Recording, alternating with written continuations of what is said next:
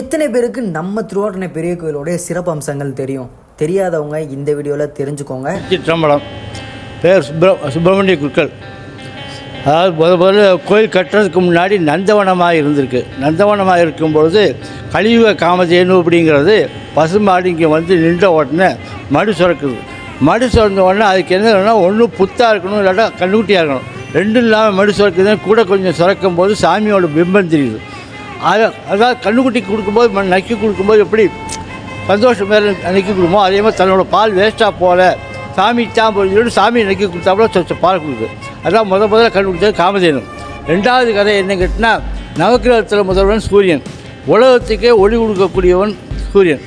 அவருக்கு தாங்குகிற மமதை எப்படியாப்பட்ட மமதைன்னா, விநாயகரை எந்த நல்லது கெட்ட எந்த காரியமாக இருந்தாலும் முதல்ல பிள்ளையார் சொல்லி போட்டு அவர் தான் தூங்கும். அதை காட்டி என்னை கும்பிட்டு விட்டு தான் அவரே கும்பிடணும் அப்படிங்கிற மமதை இருந்தது. அது மமதையை போக்குறதுக்கான சாமி என்ன பண்ணார் கேட்டினா, அவரோட பவரை கம்மி பண்ணிவிட்டார்.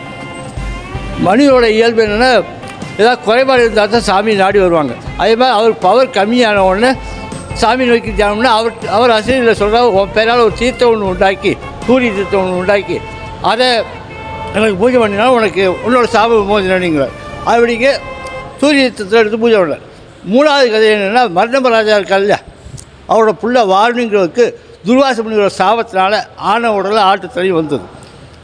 அது எப்போ விமோசனம் ஆகும் அப்படின்னு கேட்கும்போது, இந்த மாதிரி ஈசான்ய மலையில் சூரிய தீர்த்தத்தில் குளிச்சு விட்டு உள்ளத்தை எடுத்து பூஜை பண்ணியானால் உனக்கு சாப விமோசனம் அடையும் அப்படிங்கிறார்.